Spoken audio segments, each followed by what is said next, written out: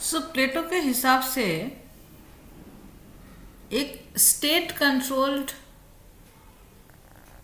System रहना चाहिए था फॉर कंपलसरी एजुकेशन। आजकल के डेट में हम जब ह्यूमन सिक्योरिटी पढ़ते हैं तो हम बोलते हैं कि एजुकेशन बहुत इम्पोर्टेंट है। एक स्टेट को, वेलफेयर स्टेट को हमेशा एजुकेशन को कंपलसरी करना चाहिए। ऐसा नहीं कि हम पैदा होने के बाद डिसाइड करें कि हम बिल्कुल अनपढ़ गंवार रहेंगे और पढ़ाई लिखाई नहीं करेंगे। नो, एजुकेशन को कंपलसरी होना ही चाहिए। और इंडिया में भी हम देखते हैं कि बहुत तरीके के एजुकेशनल सिस्टम है, डिस्टेंस है वगैरह वगैरह, जिससे हम कोशिश करते हैं कि इंडिया के रहने वाले सारे लोगों को एजुकेशन मिले। लेकिन एजुकेशन को उन्होंने टाइप कुछ डिवाइड कर दिया, जैसे एलिमेंट्री, हायर, प्रैक्टिकल, ऐसे। तो प्लेटो के हिसाब से 6 साल के उम्र से लोगों को एजुकेशन लेना चाहिए। हमारे यहाँ पे तो मैं तो खुद 2.5 साल के उम्र में नर्सरी में भर्ती हुआ था, आप लोगों का पता नहीं। लेकिन प्लेटो के हिसाब से 6 साल की उम्र में ही एजुकेशन शुरू करना चाहिए, जो 20 साल तक चलेगा। इस एजुकेशन को उन्होंने एलिमेंट्री एजुकेशन बोला है। उसमें 2 चीज़ों पे मेन इम्पोर्टेंस दिया जाएगा। एक है जिम्नास्टिक्स, जो बॉडी के लिए इम्पोर्टेंट है, और दूसरा है म्यूज़िक, जो माइंड के लिए इम्पोर्टेंट है। तो 20 साल की उम्र तक एक देश के सारे नागरिक, सिटीजन को एलिमेंट्री एजुकेशन मिलेगा।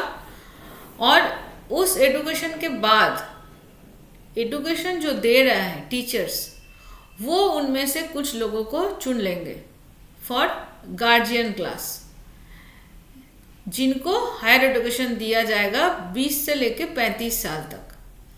ये क्लास जो है, ये जो गार्जियन क्लास है, ये गार्जियन क्लास 2 हिस्सों में डिवाइडेड है। एक है ऑक्सिलरी क्लास, जो आर्मी के लिए काम करेगा या ब्यूरोक्रेसी के लिए काम करेगा, जिनको जिम्नास्टिक्स के ऊपर जोर दिया जाएगा क्योंकि वो उसके बॉडी ज़रूरत है। जिम्नास्टिक इज़ फॉर बॉडी, तो उसके एजुकेशन में जिम्नास्टिक्स रहेगा। और एक है रूलिंग क्लास, जो फिलोसोफर किंग बनेंगे, जिनको म्यूज़िक के ऊपर जोर दिया जाएगा क्योंकि म्यूज़िक इज़ फॉर माइंड। लेकिन मैथमेटिक्स, एस्ट्रोनॉमी एंड लॉजिक, ये दोनों क्लास को ही सिखाया जाएगा। तो ये 2 जो क्लास हुए, auxiliary class and ruling class, ये हो गया गार्जियन क्लास, जो 20 से 35 साल तक उम्र में शिक्षा लाभ करेंगे। अब देखिए, हमारे यहाँ पे हम लोग 21 साल की उम्र में बीए पास हो जाते हैं, उसके बाद एमए करते करते 24 और 28-29 तक अगर ठीक ठाक चला तो पीएचडी हो जाते हैं। तो मतलब 35 साल तक सोचिए। और 35 साल में क्या हो रहा है कि 35 साल में मानिए एक आर्मी में भर्ती हो रहा है। हमारे यहाँ तो आर्मी में शायद 35 साल में बहुत लोगों को रिटायर किया दिया जाता है, क्योंकि 35 साल के बाद उतना फिजिकल और माइंड फ्रेशनेस नहीं रहता है, फिटनेस भी कम हो जाता है। लेकिन यहाँ पे 20 से 35 साल आपको शिक्षा दिया जा रहा है टू बी आर्मी और टू बी द रूलर। उसके बाद भी एजुकेशन ख़त्म नहीं हुआ। हमारे यहाँ जैसे आप देखेंगे कि जैसे कोई टीचिंग कम्युनिटी में है तो हम लोगों को कभी फैकल्टी डेवलपमेंट प्रोग्राम में डाल दिया जाता है, कभी कोई प्रोफेशनल कोर्स किया जाता है स्वयं वगैरह में, या फिर कभी रिफ्रेशर कोर्स करवाया जाता है। तो यहाँ पे भी सेम सिस्टम है। 35 से 50 साल की उम्र में प्लेटो ने कहा है कि एक प्रैक्टिकल एजुकेशन होगा, जो ऑक्सिलियरी और रूलिंग क्लास मतलब गार्जियन क्लास को लेना पड़ेगा, जो प्रैक्टिकल इन नेचर होगा।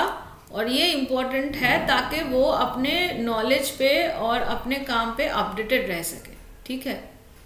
और ये एजुकेशन का मेन एम क्या होगा? एम होगा to bring a balance between the individual needs and social requirement, ठीक है। This is the aim of the education. अब हम आते हैं Plato's idea about community of wives and property. ये जो थ्योरी है, ये थ्योरी प्लेटो का बहुत ही क्रिटिसाइज किया जाता है। आप सुनेंगे, शायद आप भी प्लेटो से सहमत नहीं होंगे। प्लेटो के हिसाब से 2 तरह का क्लास है, ठीक है। इनफैक्ट 3 तरह का क्लास है। एक अगर आप बोलेंगे वर्किंग क्लास और एक है गार्जियन क्लास। जैसा कि आप लोगों को हमने बताया कि ये जो पिरामिड है, ये पिरामिड में हम ये जो क्लास है दिस इज गार्जियन क्लास, ठीक है। और ये जो है ये है जो एलिमेंट्री एजुकेशन लिए है आम जनता, ठीक है, वर्कर्स क्लास। और this is the main population, इनके संख्या सबसे ज़्यादा होता था। सबसे ऊपर में रहता था फिलोसोफर किंग, जो रूल करता था और जिसका काम होता था कि ऑर्डर एंड जस्टिस ये दोनों इंश्योर हो। और दूसरा जो ग्रुप में है वो है दूसरा है सोल्जर। सोल्जर का काम क्या है? स्टेट को डिफेंड करना, ठीक है। और तीसरा है वर्कर।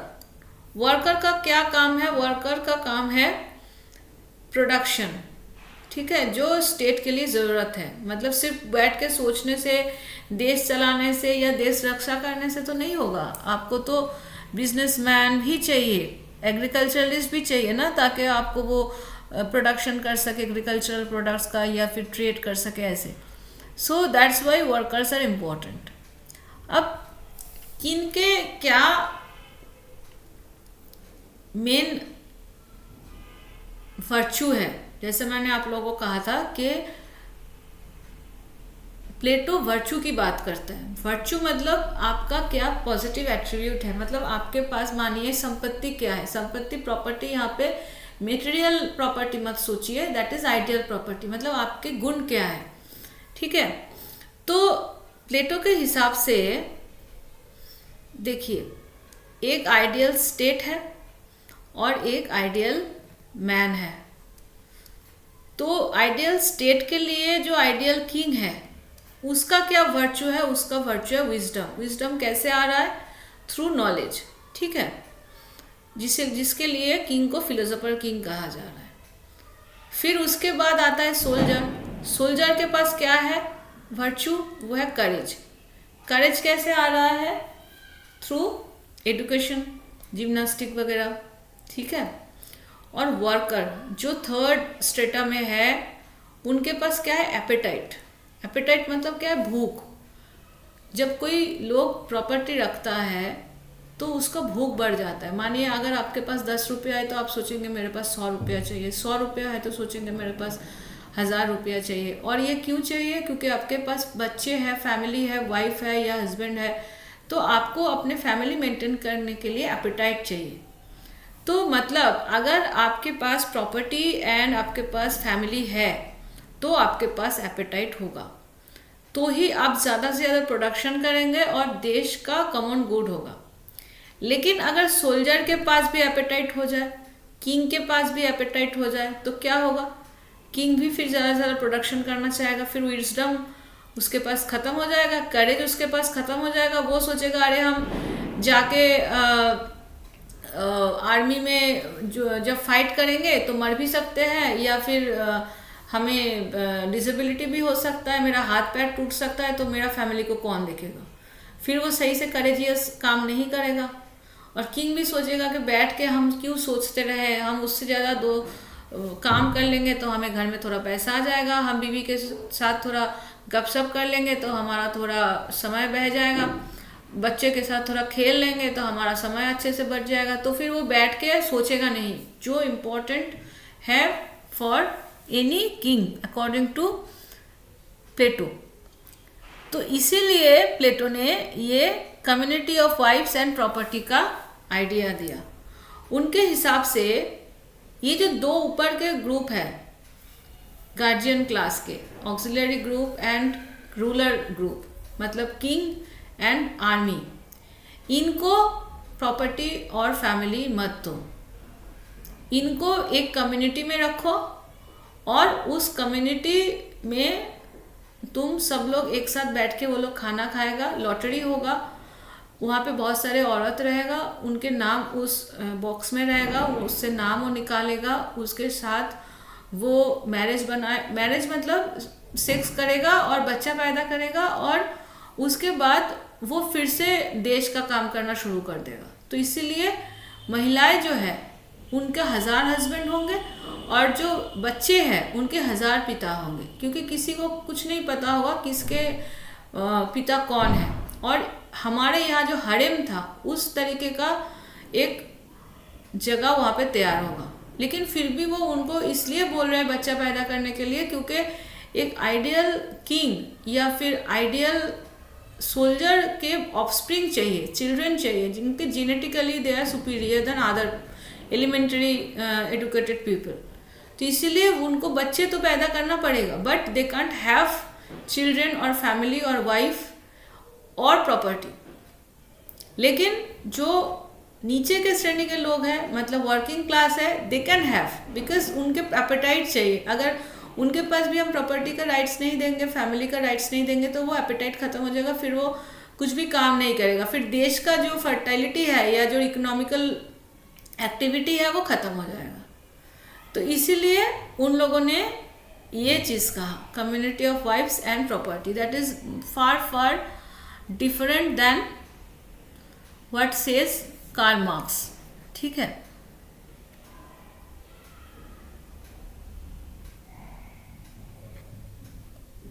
तो इतना कुछ के बाद हम क्या बोल सकते हैं कि according to Plato what are the features of ideal state और सोसाइटी। 3 क्लास होगा, वो तो मैंने बताया कि एक रूलर क्लास होगा, एक ऑक्सिलरी और आर्मी का क्लास होगा और एक वर्कर्स का क्लास होगा। स्पेशलाइजेशन ऑफ फंक्शन वो भी मैंने बताया कि रूलिंग क्लास जो है वो स्टेट को रूल करेगा, जो ऑक्सिलरी या आर्मी क्लास है वो स्टेट को रक्षा करेगा और जो वर्किंग क्लास है वो प्रोडक्शन करेगा। रूल ऑफ जस्टिस भी मैंने बताया कि एक स्टेट का जो मेन पर्पस है वो है जस्ट सोसाइटी और जस्ट सिस्टम तैयार करना, so that is the rule of justice obviously. Role of philosophical king भी मैंने बताया। ठीक है, कि फिलोसॉफिकल किंग क्या है और उसका रोल क्या है। ऑटोक्रेसी भी मैंने बताया कि टोटलिटेरियन स्टेट पे बिलीव करते थे। मानिए बाकी सारे जो लोग हैं वो उनके पास नॉलेज नहीं है, तो वो लोग क्या है, वो इग्नोरेंट है, तो अगर उनके पास हम डिसीजन मेकिंग के पावर छोड़ देंगे तो फिर देश सही से जस्टिस के पथ पे, कॉमन गुड के पथ पे नहीं चलेगा। इसीलिए प्लेटो एरिस्टोक्रेसी, ऑटोक्रेसी की बात करते हैं। ठीक है, कि जो किंग होगा वो ऑटोक्रेट होगा। और जैसा मैंने आप लोगों को कहा कि इसके पीछे प्लेटो का जो बैकग्राउंड है वो बहुत एक कारण है कि सोक्रेटिस को मरना पड़ा था एक डेमोक्रेटिक सरकार के अंडर में, तो इसीलिए डेमोक्रेसी को प्लेटो बिल्कुल पसंद नहीं करते थे। तो इसीलिए उन्होंने कहा कि ऑटोक्रेसी इज बेटर। और एक controlled and well planned education होगा, ये भी मैंने बताया। और censorship on art and literature, ये भी बहुत इंपॉर्टेंट है कि मतलब इंडिविजुअल, इसीलिए लिबर्टी के जो लोग हैं, जो लिबर्टेरियन है या फिर लिबरल है, वो बिल्कुल पसंद नहीं करते हैं प्लेटो के आइडियाज़ को, क्योंकि वो आर्ट एंड लिटरेचर के ऊपर भी सेंसरशिप की बात करते हैं, कंट्रोल की बात करता है। इसीलिए स्टेट के ऑटोक्रेसी की बात करते हैं, टोटलिटेरियन स्टेट की बात करते हैं। और पर्टिकुलर कम्युनिज्म मतलब क्या, कम्युनिटी प्रॉपर्टी। तो लेकिन यहाँ पे सारे लोगों की कम्युनिटी प्रॉपर्टी नहीं दे रहा है, जो रूलिंग क्लास है और जो ऑक्सिलरी क्लास है सिर्फ उनको कम्युनिटी प्रॉपर्टी की बात करता है। So that's why it is very very particular. अब इतने सब होने के बाद आप ये तो समझ ही पा रहे हैं कि बहुत सारे इसके क्रिटिसिज्म है। जैसे वो कह रहे हैं कि आइडियल स्टेट इज स्टैटिक, जो बहुत क्रिटिसाइज होता है, क्योंकि आइडियल स्टेट कैसे स्टैटिक हो सकता है। मानिए एक राजा शासन किया, उसके बाद दूसरा राजा आया, तीसरा राजा आया, ऐसे करके हम क्या ये सोचते हैं कि हमेशा ज़िंदगी भर से ही राजा बनेगा? ऐसा नहीं हो सकता। कभी ना कभी ऐसा होगा कि एक गलत राजा आ जाएगा और फिर रेवोल्यूशन होगा और नए तरीके का स्टेट सिस्टम या राजा को दायित्व लेना पड़ेगा। तो इसलिए आइडियल स्टेट कभी हो नहीं सकता और आइडियल स्टेट कभी स्टैटिक ऐसा रह नहीं सकता। हिस्टोरिकल फैक्ट से नहीं है, क्योंकि जो प्लेटो के आइडिया है वो उन्होंने पुराने जो इवेंट्स हुए हैं वो देख के नहीं बनाया, और उन्होंने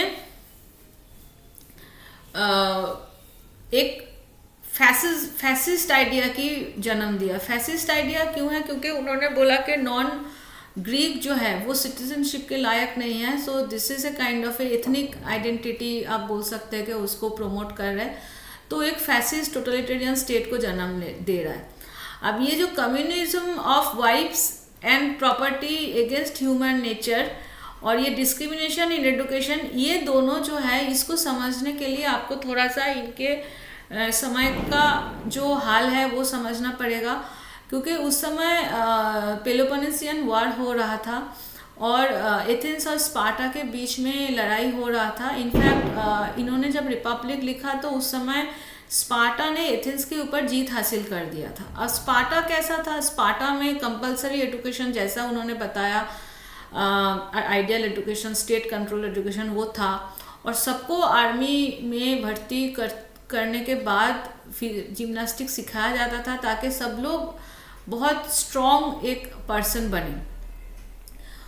इसीलिए, और कम्युनिटी प्रॉपर्टी का भी आइडिया स्पार्टा में था, तो इसीलिए प्लेटो के आइडियाज़ जो है, प्लेटो के पॉलिटिकल आइडियाज़ जो है उसमें हम लोग देखते हैं कि स्पार्टा के बहुत ज़्यादा इफेक्ट है, क्योंकि एथेंस उनको पसंद नहीं था। एक तो एथेंस में सोक्रेटिस को मृत्युदंड दिया था और दूसरा के एथेंस जीत नहीं पाया था, तो obviously Athens can not be an ideal state.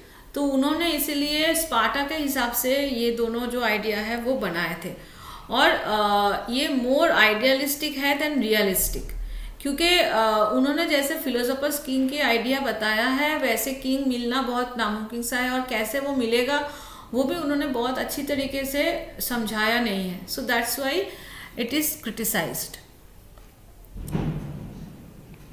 लेकिन फिर भी हम लीगेसी को तो भूल नहीं सकते, क्योंकि आज भी अगर हम पॉलिटिकल साइंस पढ़ना शुरू करते हैं या फिर फिलोसफी पढ़ना शुरू करते हैं तो हम प्लेटो को ही पढ़ते हैं। प्लेटो के बिना हम कोई भी थिंकिंग या वेस्टर्न पॉलिटिकल थॉट शुरू करने का सोच भी नहीं सकते हैं। और ये जो थिंकर्स है, ये सारे थिंकर्स जो है वो प्लेटो के आइडियाज़ पे बहुत मतलब खुश है एंड दे एडमायर इट। लेकिन कुछ लोग क्रिटिसाइज़ भी करते हैं, जैसे मैंने जो पॉइंट्स बताया, बहुत सारे मार्क्सिस्ट या लिबरल जो थ्योरी थिंकर्स है वो क्रिटिसाइज़ करते हैं। So that is what we can say Plato's legacy.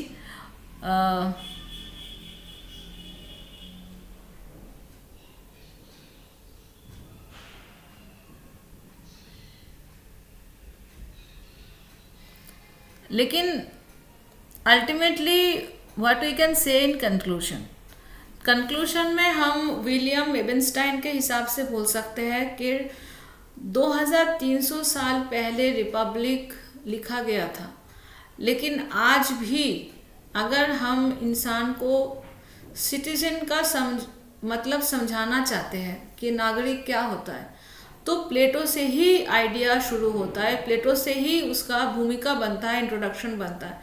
तो इसीलिए प्लेटो आज भी समकालीन है या बोल सकते हैं चिरंतन है, और कोई भी दूसरा राइटर पॉलिटिक्स के साथ dialectical reasoning and poetic imaginary को, सिंबॉलिज्म को मिलाया था। मतलब प्लेटो ने इतने अच्छे से थ्योरी ऑफ फॉर्म्स अब देखिए, या फिर वर्च्यू देखिए, या जस्टिस स्टेट देखिए, या स्कीम्स ऑफ एजुकेशन देखिए, उन्होंने बहुत पोएटिकली सब उनके फिलोसफी को आइडिया दिया था, और बहुत अच्छे से लोगों को इसको सॉलिड तरीके से समझ में आया था।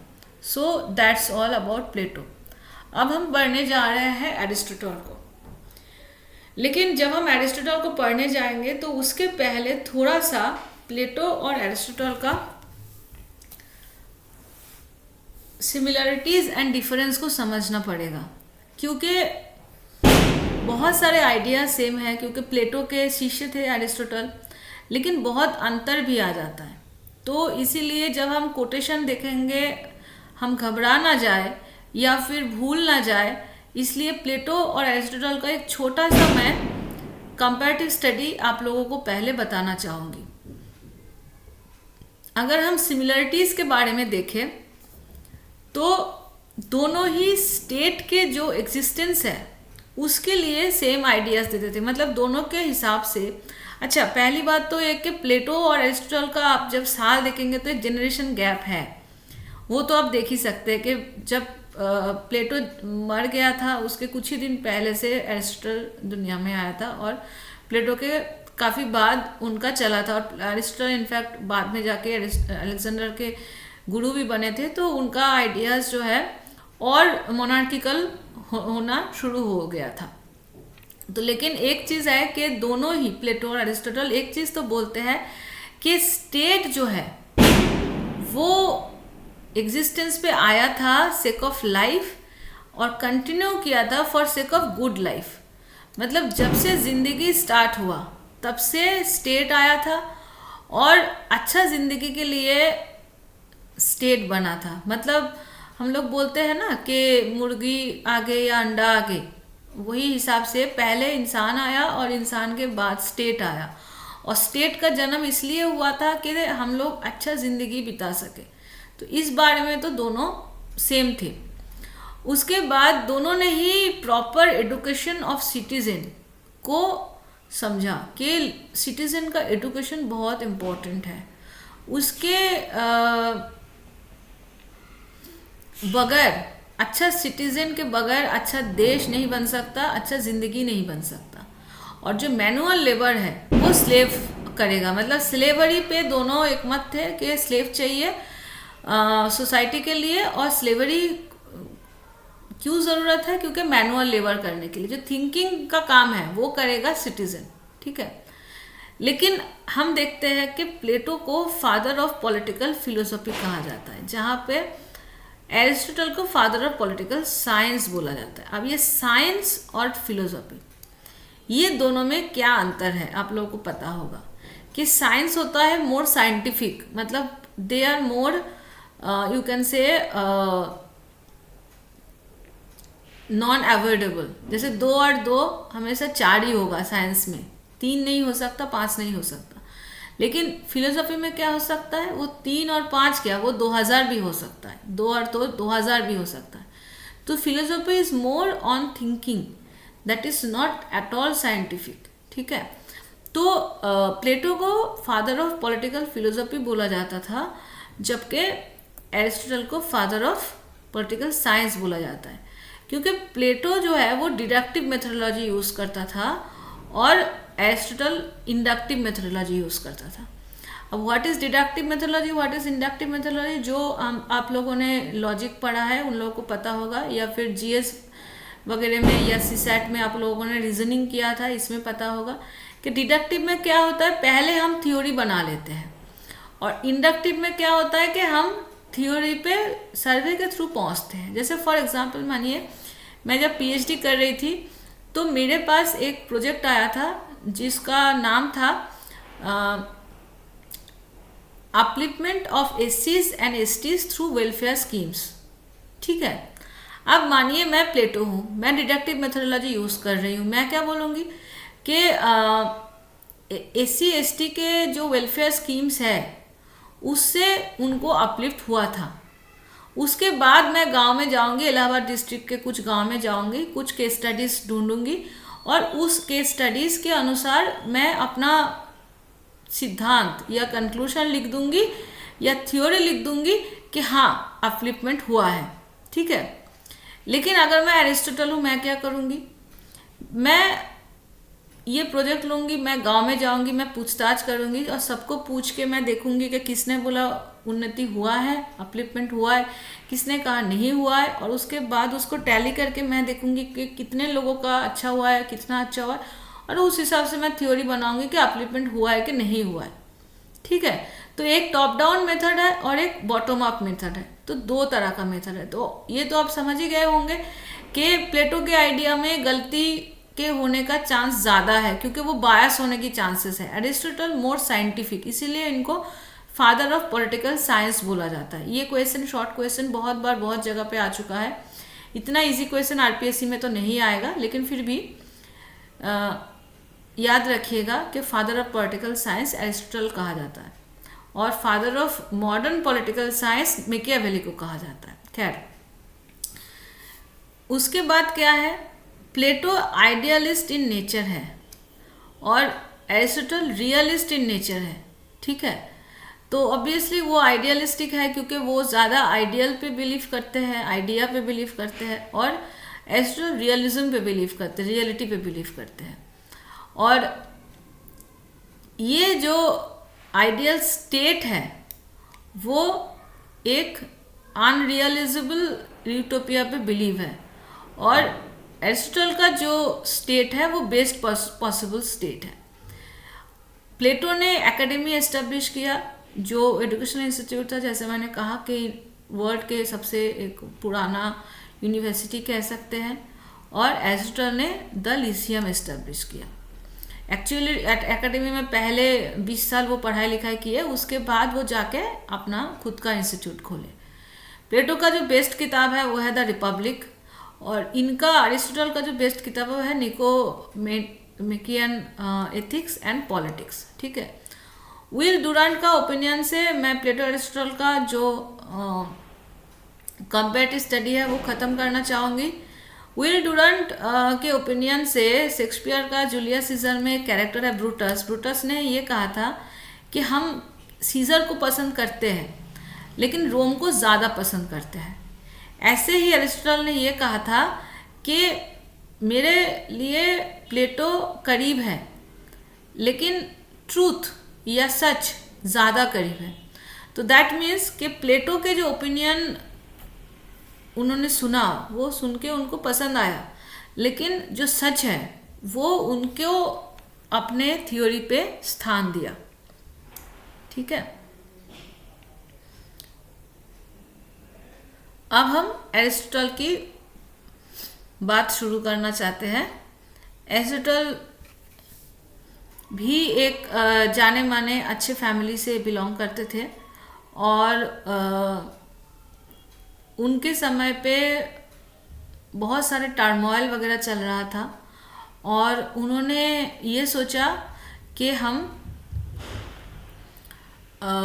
एजुकेशन के साथ साथ टीचिंग को बहुत अहमियत देंगे। मतलब उन्होंने एजुकेशनल करियर चुनने का ही सोचा था, और इसके लिए उनके बारे में एक बहुत मतलब अच्छा बात कहा जाता है। उनके शिष्य बोलते थे कि उस ज़माने में, मतलब एरिस्टोटल तक जब जन्म लिया था उस ज़माने में जितने ब्रांचेस के जितने नॉलेज थे, ये कहा जाता था कि एरिस्टोटल सब जानते हैं। मतलब एरिस्टोटल नहीं जानते हैं ऐसा कुछ है ही नहीं। और उनके जो शिक्षा है वो इतना फेमस हो गया कि राजा ने अपने बेटे को शिक्षा देने के लिए उनको अपॉइंट किया as a private tutor, Alexander को शिक्षा देने के लिए। और अलेक्जेंडर उनके शिक्षा पाके ही विश्व भ्रमण करने के लिए या विश्व को जीतने के लिए निकल पड़े थे। लेकिन अलेक्जेंडर बहुत अच्छा इंसान थे। हमने बहुत सारे स्टोरीज पढ़े हैं जिससे ये पता चलता है कि अलेक्जेंडर डोमिनेटेड टाइप के तो बिल्कुल नहीं थे। लेकिन वो क्यों देश जीतने निकल गए, अगर हम एरिस्टोटल को पढ़ेंगे तो ये बात और अच्छी तरीके से समझ में आएगा। तो चलते हैं एरिस्टोटल के राइटिंग के तरफ। जैसा हमने कहा कि एरिस्टोटल की 2 फेमस किताब है, इसके अलावा उन्होंने 150 फिलोसॉफिकल ट्रीटीज लिखा था, जिसमें physics, metaphysics, Nicomachean ethics, politics, on the soul and poetic, ये दोनों सब इम्पोर्टेंट है। उसमें से ये जो किताब है वो एथिक्स के ऊपर है, और ये जो किताब है ये पॉलिटिक्स के ऊपर है। इसमें इन्होंने मॉरल जो एथिक्स है वो बताया है, और इसमें इन्होंने पॉलिटिक्स जो है वो बताया है।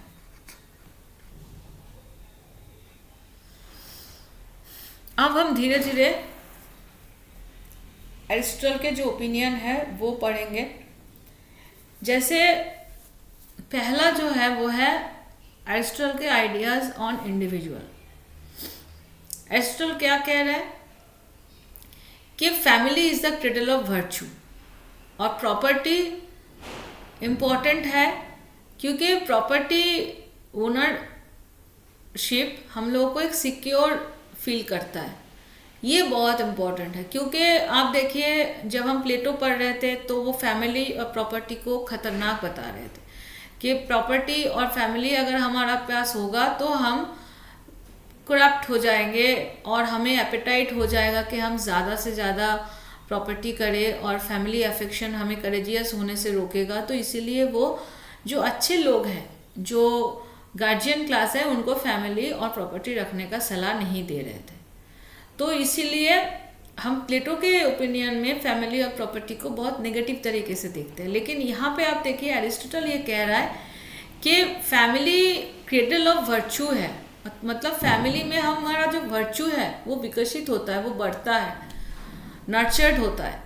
और प्रॉपर्टी में हम लोग एक दूसरे का भलाई करने का और कोशिश करते हैं। जैसे फॉर एग्जांपल आप देखिए, मैंने बहुत अच्छे अच्छे लोगों को ऐसे देखा है, जब हम पूछते हैं, जैसे सुधा मूर्ति को ही देखिए। सुधा मूर्ति को एक आदमी ने पूछा था कि आप पैसा कमाना चाहते हैं, तो सुधा मूर्ति ने कहा था हाँ। तो फिर बोले थे कि आप तो इतना अच्छे हैं, आप गरीबों का भलाई करना चाहते हैं, आप एडुकेटेड है वगैरह वगैरह, तो आपको इतना पैसे के ऊपर मोह क्यों है?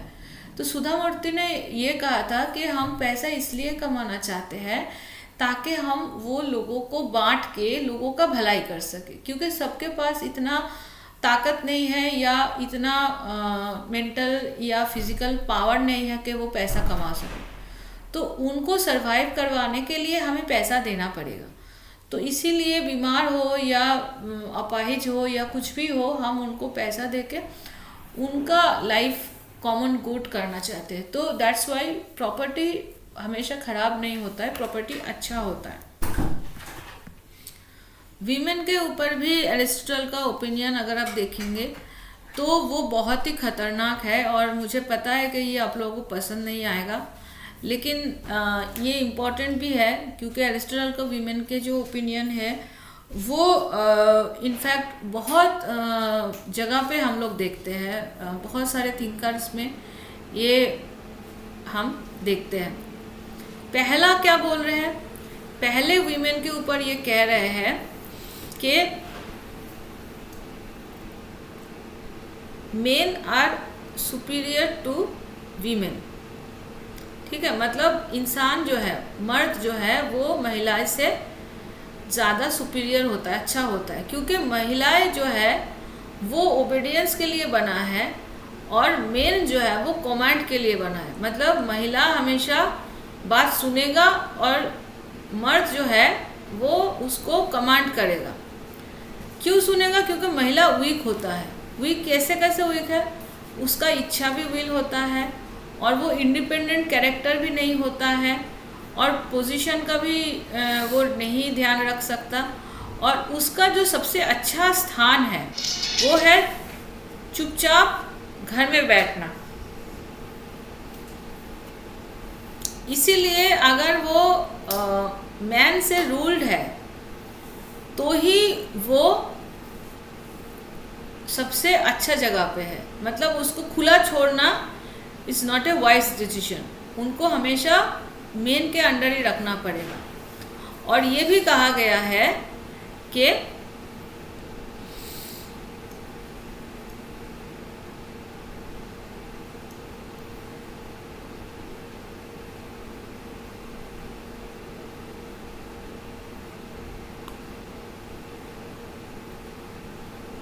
महिला जो है उसके साइलेंस ग्लोरी देता है। दैट मीन्स महिला हमेशा ओबीडियंट रहेगा और चुप रहेगा, तभी महिला घर में अपना काम कर सकता है, डोमेस्टिक अफेयर में जो चाहे मर्जी कर सकता है, लेकिन उससे ज़्यादा वो कुछ नहीं कर सकता। और इवन एरिस्टोटल ने ये कहा है कि महिलाओं को सिटीजनशिप भी नहीं देना चाहिए। जैसे मैंने कहा कि नॉन ग्रीक को उन्होंने सिटीजनशिप से बाहर रखा था और महिलाओं को भी वो बाहर रखा था। तो ऐसा अगर पूछा जाए कि अकॉर्डिंग टू एरिस्टोटल कौन कौन सिटीजनशिप के लायक नहीं है, तो वो है महिलाएं एंड नॉन ग्रीक और स्लेव्स। तो ऐसे करके वो पेट्रियार्कल सोसाइटी का स्पोक्स पर्सन बन चुका था। इसके बाद जो उनका कंट्रोवर्शियल आइडिया है that is ideas on slavery. Slavery का जो उन्होंने आइडिया दिया वो एक थ्योरी पे दिया। थ्योरी कैसा था, जैसे मानिए आपका बॉडी है, आपके बॉडी पार्ट्स में बहुत सारे पार्ट हैं, कोई पार्ट अच्छा काम करता है, कोई पार्ट खराब काम करता है, कम काम करता है, कोई पार्ट ऐसा भी है जो आपको खतरा पहुंचाता है। तो बॉडी में जो अच्छा पार्ट है, जो सुपीरियर है, उनको सिटीजनशिप देना चाहिए। बॉडी मतलब स्टेट, तो स्टेट में उनको सिटीजनशिप देना चाहिए जो अच्छा काम करता है। बॉडी पार्ट में जैसे कुछ पोर्शंस अच्छा काम नहीं करता है या कुछ पोर्शंस काम ही नहीं करता है, वो है स्लेव इन सोसाइटी। और एरिस्टोटल के हिसाब से ग्रीक्स आर सुपीरियर टू बार्बेरियंस, तो इसीलिए जितने नॉन ग्रीक्स हैं सबको स्लेव होना चाहिए। और ऐसे ऐसे बातों उन्होंने कहा जो बहुत ही एक नैरो माइंडेड बात आप बोल सकते हैं।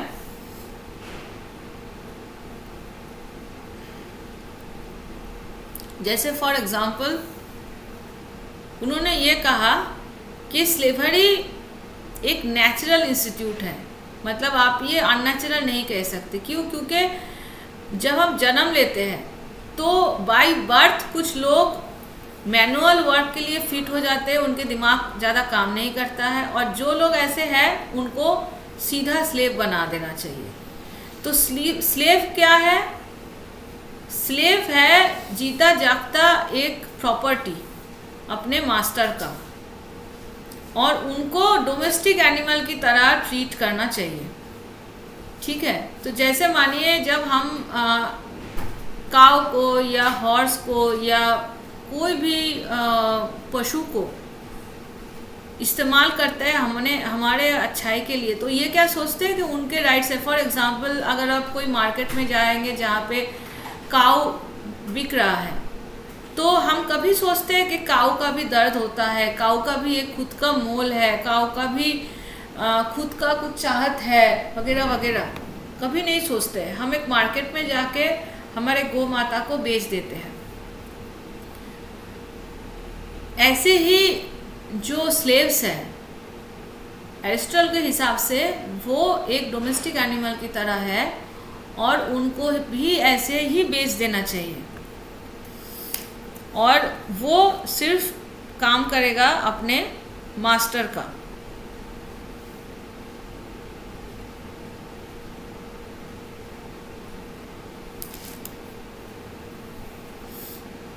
ठीक है, उसके बाद देखिए कि स्लेव के बारे में वो ये कह रहे हैं कि स्लेव वर्चू या मॉरल एक्सीलेंस के काबिल भी नहीं है। मतलब मानिए अगर आप एक नॉन ग्रीक फैमिली में जन्म ले रहे हैं और आप अगर बुद्धिमान है, आपको विद्या चाहिए, तो नहीं मिलेगा, क्योंकि बाय बर्थ आप मॉरल एक्सीलेंस के काबिल नहीं है, आपको सिर्फ फिजिकल लेबर ही दिया जाएगा। और एरिस्टोटल चाहते थे कि slaves to be dutiful and also masters to be kind. मतलब जैसे बहुत सारे एनिमल राइट्स का कोई वो है ऑर्गेनाइजेशन है, ऐसे ही स्टेट जो है वो देखेगा कि जो मास्टर है वो अपने स्लेव के ऊपर ज़्यादा अत्याचार ना करे। लेकिन जब उन्हें पनिशमेंट देने की बात आएगा तो ये कहा जा रहा है कि स्लेव्स को ज़्यादा पनिशमेंट दिया जाएगा। मानिए फॉर एग्जांपल एक ग्रीक और एक नॉन ग्रीक, मतलब एक मास्टर और एक स्लेव, दोनों ने सेम अपराध किया, ठीक है, तो मास्टर को उस सेम अपराध के लिए अगर 2 कोड़े मारा जाए तो स्लेव को 20 कोड़े मारा जाएगा, क्योंकि एरिस्टोटल के हिसाब से उनको कम दर्द होता है, तो इसलिए जितना दर्द 2 कोड़े में मास्टर को होगा उतना दर्द 2 कोड़े में स्लेव को नहीं होगा। तो इसलिए स्लेव को ज़्यादा दर्द की ज़रूरत है, ज़्यादा पनिशमेंट की ज़रूरत है। ये भी एक काइंड ऑफ इनइक्वल है लॉ, ठीक है। और सबसे बड़ी बात यह है कि ये जो difference of capacity of virtue उन्होंने कहा था वो कोई साइंटिफिक एविडेंस या साउंड लॉजिक के ऊपर बेस नहीं था। इसलिए एरिस्टोटल के जो आइडियाज़ ऑफ स्लेवरी है उसको बहुत ही क्रिटिसाइज किया जाता है।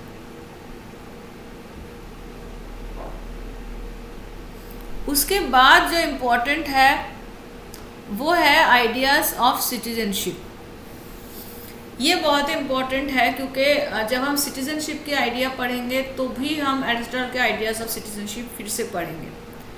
जैसा मैंने कहा था कि सिटीजन में 3 तरह के लोग को एरिस्टोटल इंक्लूड नहीं कर रहा है। एक है वीमेन, दूसरा है स्लेव और तीसरा है एलियन। एलियन मतलब नॉन ग्रीक, जो ग्रीक से के बाहर है। क्योंकि एक चीज़ आप यहाँ पे याद रखिएगा कि ग्रीक सिटी स्टेट्स जो है वो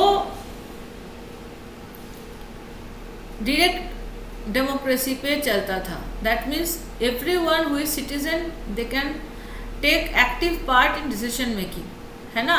तो इसीलिए अगर आप सिटीजन बना रहे हैं किसी को तो उसको virtue of justice, virtue of ruling रहना चाहिए, नॉलेज रहना चाहिए। तो इसीलिए उनको लगता था कि वीमेन, स्लेव और एलियन को नॉलेज नहीं है तो उनको वो सिटीजनशिप देने के बात नहीं कह रहे हैं, ठीक है। तो अब ये है कि सिटीजनशिप फिर भी सबको नहीं दिया जा रहा है। बाकी जो रहा उनसे भी कुछ डिवीजन करके उन्होंने सिटीजनशिप देने की बात कहा। सिटीजनशिप लेने के लिए आपको क्या करना पड़ेगा? पहली बात कि पॉलिटिकल प्रॉब्लम को एनालाइज करने का पावर आपके पास होना चाहिए। क्यों? अब मानिए जैसे अगर आप कोलकाता में जाएंगे तो वहाँ पे आप देखेंगे कि हर एक बंदा जो है वो पॉलिटिकल प्रॉब्लम को एनालाइज कर रहा है। लेकिन अगर आप कुछ एरिया में जाएंगे तो वहाँ पे सिर्फ पीएनपीसी चलता है, मतलब परनिंदा परचर्चा। दैट मीन्स किसके घर में क्या बन रहा है या किसके घर में क्या बच्चा है या किसके घर में लड़का दारू पी के रात को लौट रहा है, यही बात चलता रहता है। तो ऐसे जो लोग हैं जो पॉलिटिकल न्यूज़ से दूर रहते हैं और पॉलिटिकल प्रॉब्लम्स को कभी ना तो समझते हैं ना आलोचना करते हैं, उन लोगों को सिटीजनशिप देने के बात एरिस्टोटल नहीं कह रहा है। दूसरा क्या है इम्पोर्टेंट, वो है कि लेजर टाइम रहेगा। लेजर टाइम क्यों है? क्योंकि जैसे आपको याद होगा कि एरिस्टोटल या प्लेटो फिलोसोफर किंग की बात करता है, मतलब जो किंग होगा उसके पास नॉलेज होना चाहिए। नॉलेज के लिए लेजर चाहिए। क्यों? क्योंकि मानिए फॉर एग्जांपल आप अगर रिक्शा चला रहे हैं या फिर आप कोई भारी काम कर रहे हैं, ट्रेन चला रहे हैं, गाड़ी चला रहे हैं, कुछ भी कर रहे हैं, उस समय क्या आप थिंकिंग कर सकते हैं? नहीं कर सकते। करेंगे तो आपका एक्सीडेंट हो जाएगा। आप जो काम मैनुअल लेबर कर रहे हैं वो सही से नहीं कर सकते, तो आपको चुपचाप बैठना पड़ेगा। जब आप चुपचाप बैठ के सोचेंगे तभी आप कोई थ्योरी या नॉलेज पा सकते हैं। तो इसीलिए सफिशिएंट लेजर इम्पॉर्टेंट है टू बिकम सिटीजन और टू मेक पॉलिटिकल डिसीजन। और उसके बाद तीसरा है कि वो जुडिशियल ऑफिस लेने के लायक होगा या फिर इंटेलेक्चुअल वर्क करने के कैपेबल होगा। मानिए अगर हमारे पास लेजर भी है, हमारे पास पॉलिटिकल, मानिए फॉर एग्जांपल मैंने कोलकाता में ही बहुत सारे ऐसे रिक्शा वाला देखा है, ख़ास तौर पे जब हैंड पुलिंग रिक्शा बंद हो गया तो हैंड पुलर रिक्शा वाला क्या करते हैं, ज़्यादातर पड़ोसी राज्यों से आया हुआ लोग होते हैं, वो रिक्शा में ही चुपचाप बैठे रहते हैं और देश के सरकार को या प्रदेश के सरकार को कोसते रहते हैं और उनके पास बहुत लेजर है क्योंकि वो काम तो करते नहीं हैं। अब मानिए उनको आप बोल दिए कि आप जाके ठीक है देश चलाने लगो, तो कर पाएगा? नहीं कर पाएगा, क्योंकि उनके पास ना तो इंटेलेक्चुअल वर्क करने का कैपेबिलिटी है और ना ही वो जुडिशियल ऑफिस संभाल सकता है, क्योंकि वो निरपेक्ष नहीं है, वो बायस्ड है, वो न्यूट्रल बिल्कुल नहीं है। तो इसीलिए ये तीनों जो कैरेक्टरिस्टिक है, ये तीनों कैरेक्टरिस्टिक एक इंसान में होना चाहिए, तभी जाके आपके पास प्रॉपर सिटीजनशिप का क्वालिफिकेशन होगा। अब यह है कि सिटीजनशिप तो हो गया, पॉलिटिकल अथॉरिटी क्या है? क्योंकि सिटीजनशिप के पास पॉलिटिकल अथॉरिटी है, तो पॉलिटिकल अथॉरिटी क्या है? पॉलिटिकल ऑफिस होल्डर जो सिटीजनशिप के ऊपर प्रयोग करता है, दैट इज पॉलिटिकल अथॉरिटी। और पॉलिटिकल अथॉरिटी को कैसे हम एक्सरसाइज करेंगे? पहली बात तो ये कि गुड परफॉर्मेंस करना पड़ेगा, ताकि हम सबका गुड लाइफ सिक्योर कर सके। मतलब मानिए हम पॉलिटिकल अथॉरिटी ले लिए और हम कुछ डिसीजन लिए, और डिसीजन लेने के बाद दिखा गया कि उस डिसीजन की वजह से पूरा देश में जितने लोग थे उनके इकोनॉमी डाउन हो गया, तो फिर उसको क्या हम गुड परफॉर्मेंस बोलेंगे? नहीं बोलेंगे। तो फिर उनके पास पॉलिटिकल अथॉरिटी नहीं हो सकता, ठीक है। और दूसरा क्या इम्पोर्टेंट पॉइंट उन्होंने कहा है, वो ये कहा है कि रूलर और अदर सिटीजन के पास डिफरेंट पैटर्न्स ऑफ रिलेशन रहेगा। उन्होंने काफ़ी सारे तरह का फॉर्म्स ऑफ गवर्नमेंट बताया, जैसे monarchy, tyranny, aristocracy, oligarchy, polity and democracy. तो सबके शासन में ही रूलर और अदर सिटीजन का डिफरेंट पैटर्न्स ऑफ रिलेशन रहेगा। अब ये डिफरेंट पैटर्न्स कैसा है, वो हम यहाँ पे देख सकते हैं। जैसे मानिए फॉर एग्जांपल रॉयल्टी है, ठीक है।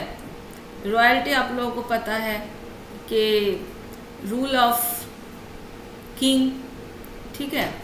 लेकिन कभी कभी क्या होता है कि रूल ऑफ किंग जो है वो सही नहीं जाता है, मतलब किंग जो है वो परवर्टेड हो जाता है, वो मनी माइंडेड हो जाता है, वो सही से जस्टिस इस्टेब्लिश नहीं कर पाता है, तो वो क्या बन जाता है? वो बन जाता है टिरानी। मतलब ऐसा शासन जहाँ पे लोग खुश नहीं है, कॉमन गुड इस्टेब्लिश नहीं हो रहा है। फिर दूसरा क्या है? दूसरा है एरिस्टोक्रेसी। वहाँ पे जो एरिस्टोक्रेटिक ग्रुप हुआ करता था स्टेट में, वो जब परवर्टेड हो जाता है तो क्या होता है? तो ओलिगार्की होता है। तीसरा क्या है? वो है कॉन्स्टिट्यूशन गवर्नमेंट। मतलब जैसे अभी इंडिया में है, एक कॉन्स्टिट्यूशन है जिसके अनुसार सरकार चलता है, कुछ रूल्स एंड रेगुलेशंस मान के, और वो जब परवर्टेड हो जाता है तो क्या होता है? तो होता है डेमोक्रेसी। तो एरिस्टोटल के थ्योरी ऑफ स्टेट में हम लोग देखते हैं कि 3 तरह का स्टेट का फॉर्म हो सकता है, एक रॉयल्टी, एक एरिस्टोक्रेसी और एक कॉन्स्टिट्यूशन गवर्नमेंट, जो जाके टिरानी या ओलिगार्की या डेमोक्रेसी में रूपांतरित हो सकते हैं, ठीक है।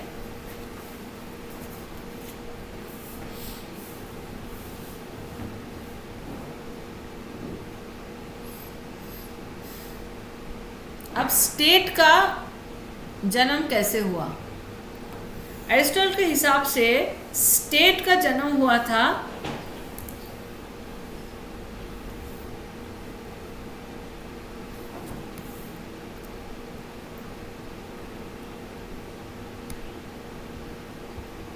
बहुत ही एक नेचुरल उपाय से, ठीक है। कैसे? पहले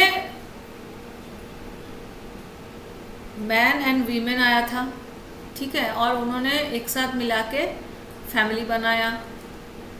फिर फैमिली एक्सपैंड किया और वो विलेज कम्युनिटी बनाया। कुछ फैमिली मिल गए और वो विलेज कम्युनिटी बनाया। फिर ये सभी विलेज कम्युनिटी को लगा कि हम सही से शासन नहीं कर पा रहे,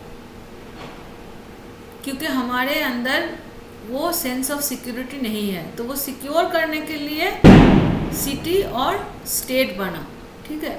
सो all this three is important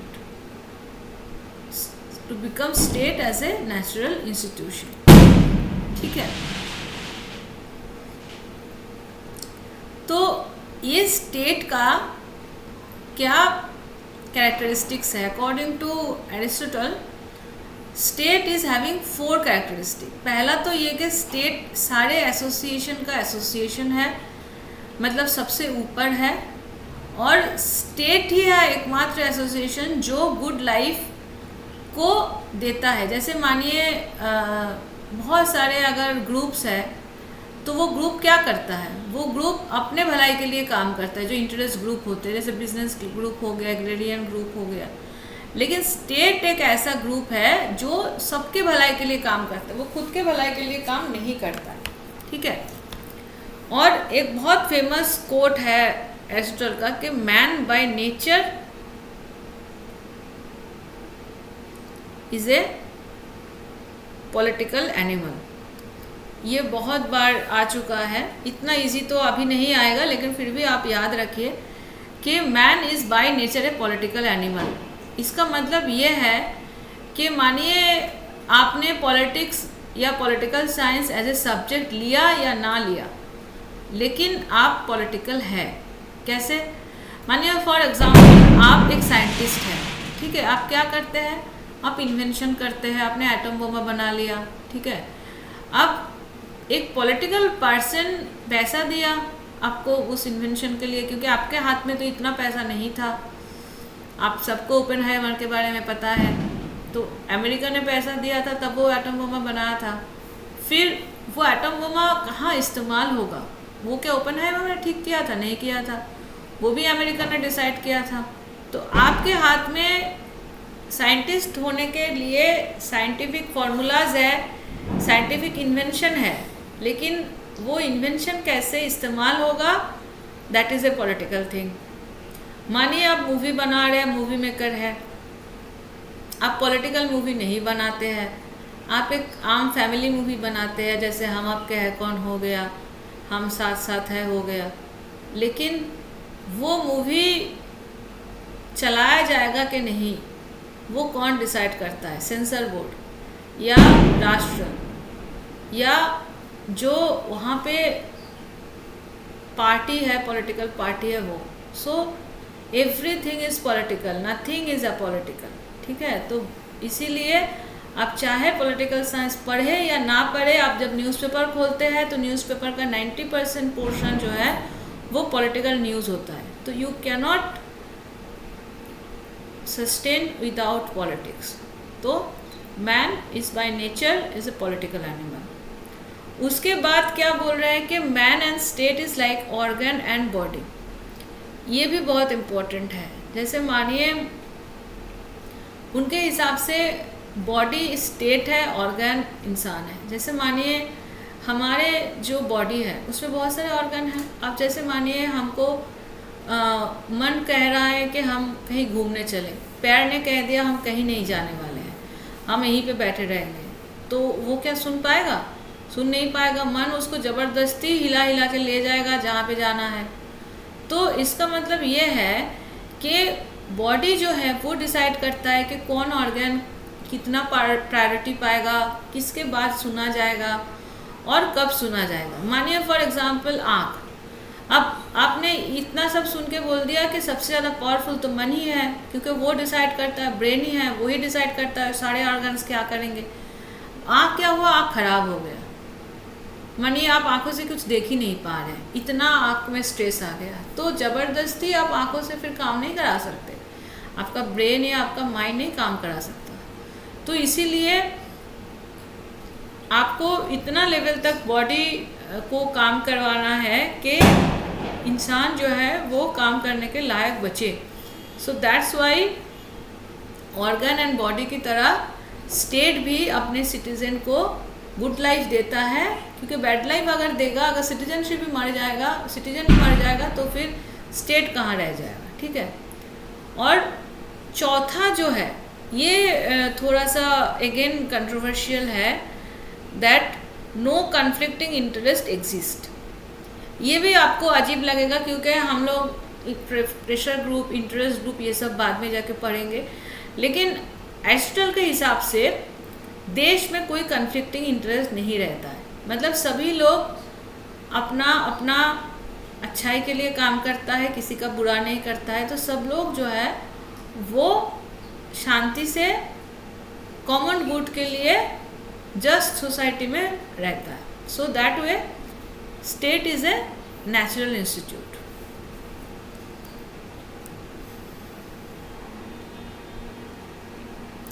उसके बाद जो इम्पोर्टेंट है वो है theory of justice. Theory of justice भी एरिस्टोटल का बहुत इम्पोर्टेंट है। जब हम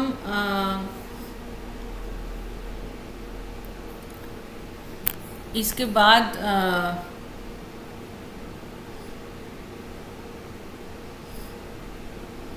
जस्टिस ऐसे कंसेप्ट पढ़ेंगे तो भी हम थ्योरी ऑफ जस्टिस पढ़ेंगे, ठीक है। तो अब थ्योरी ऑफ जस्टिस क्या है? थ्योरी ऑफ जस्टिस में आप देखिए 3 तरह का जस्टिस है, डिस्ट्रीब्यूटिव जस्टिस, रिट्रीब्यूटिव जस्टिस और कम्यूटेटिव जस्टिस, ठीक है।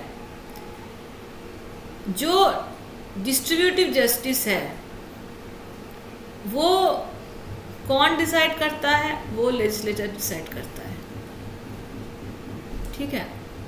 और उसका काम क्या है? उसका काम है allocation of honours and wealth. और वो क्या देखता है? Treating equals equally and unequals unequally according to merit as per customary law.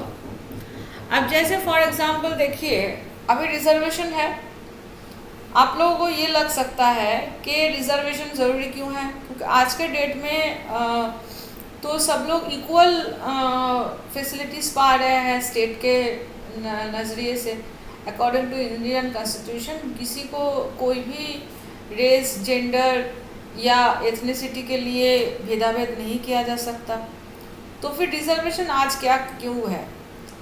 तो इसके लिए इम्पोर्टेंट है आप लोगों को थोड़ा जस्टिस के बारे में समझाना। जैसे फॉर एग्जांपल एक रेस हो रहा है, ठीक है। अब हमने ये कह दिया कि सबको इक्वली ट्रीट करो, तो सबको एक पैरामीटर दिया गया कि तुम्हें 1 घंटे में या 10 मिनट में 1 किलोमीटर दौड़ना है। आपने देखा उस रेस में 3 लोग खड़े हैं, जिसमें से 2 लोग ठीक ठाक है, एक लोग के पैर एक टूटा हुआ है, ठीक है। अब ऑब्वियसली अगर आप इक्वालिटी देखेंगे तो इन तीनों लोगों को 10-10 मिनट मिलेगा 1 किलोमीटर क्रॉस करने में, और जो सबसे पहले पहुंचेगा वो फर्स्ट, जो लास्ट में पहुंचेगा वो कंपटीशन से बाहर। लेकिन अगर आप जस्टिस के हिसाब से देखें तो आपको अनइक्वल को अनइक्वली ही ट्रीट करना पड़ेगा। मतलब आपको जिसके पैर टूटा हुआ है उसको एक्स्ट्रा टाइम देना पड़ेगा या एक्स्ट्रा फैसिलिटी देना पड़ेगा, ताकि वो उन दोनों के साथ सेम तरीके से compete कर सके।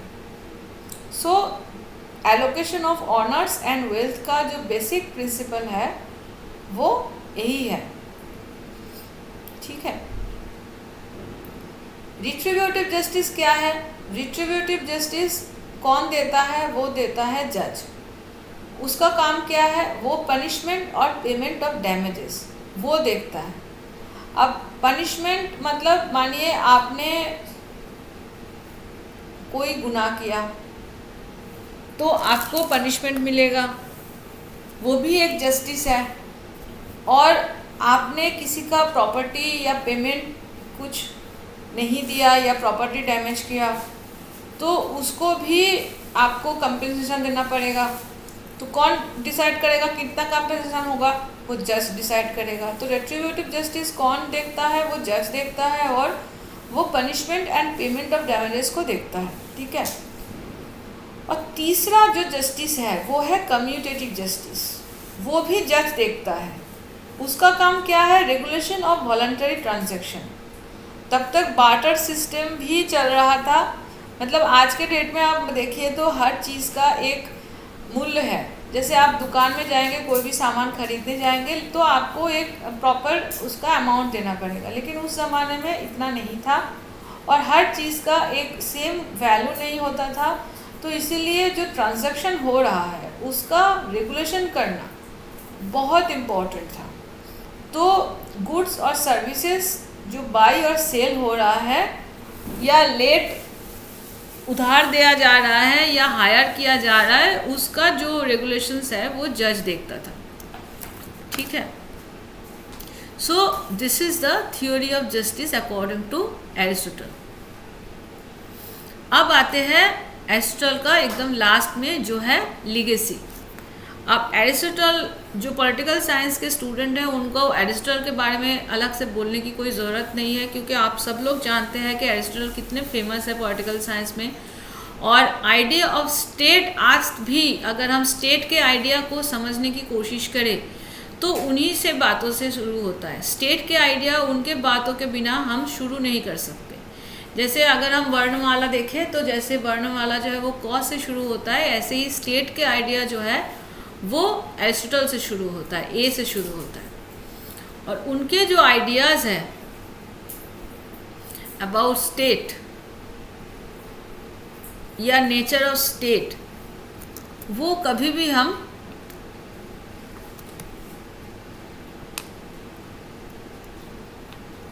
भूल नहीं सकते। So that is there.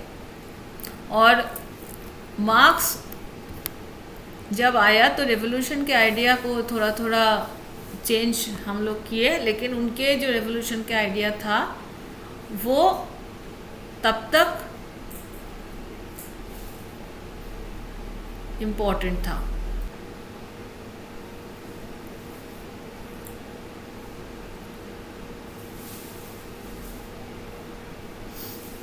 तो हम देख सकते हैं कि बहुत सारे जो एरिस्टोटल के फॉलोअर्स हैं वो बहुत नामी फेमस पॉलिटिकल थिंकर्स हैं, जैसे पॉलिबियस है, सिजेरो है, थॉमस एक्विनस है, मार्सिलिस ऑफ पाडुआ है, मैकियावेली है, जॉन लॉक है। और जितने कम्युनिटेरियन थे जैसे अलास्डेयर, मैकलेनार या माइकल सैंडल या चार्ल्स टेलर, ये सब एरिस्टोटल के एकदम आइडिया के ऊपर बेस करके ही अपना ओपिनियन दिए थे, क्योंकि एरिस्टोटल को one of the first communitarian बताया जाता है।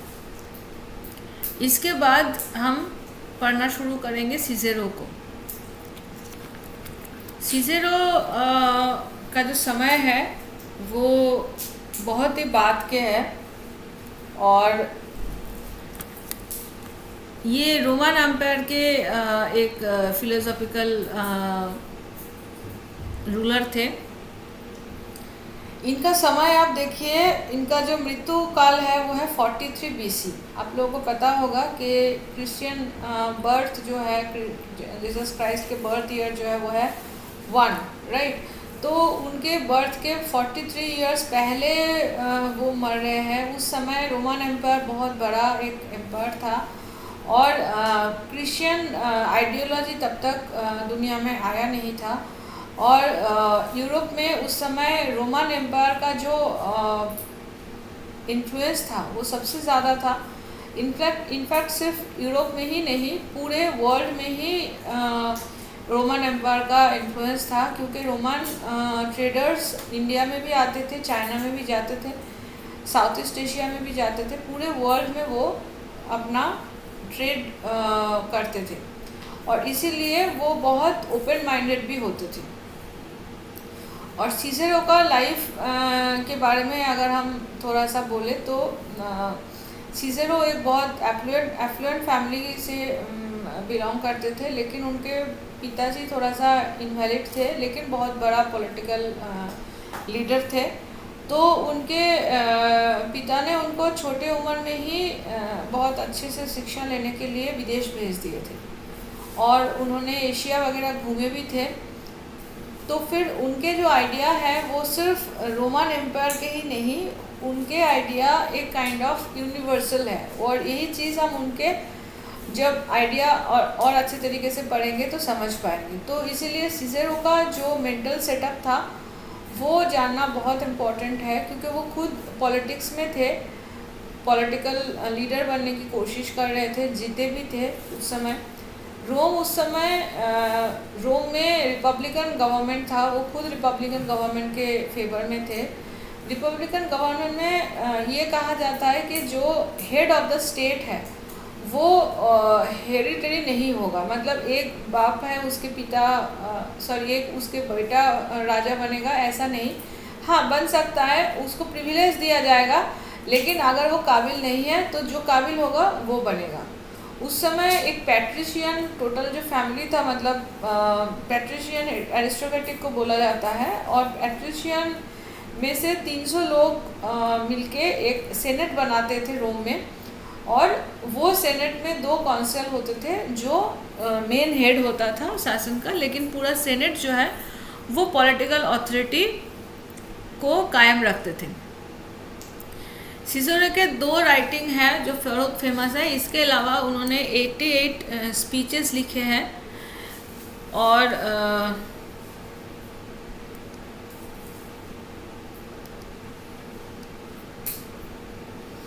जिसमें से 52 सर्वाइव किए हैं, और 13 बुक्स लिखे हैं, जिसमें से 6 रेटोरिक के ऊपर है और 7 फिलोसफी के ऊपर है। लेकिन उनके जो 2 फेमस किताब है, वो एक है दी Republica.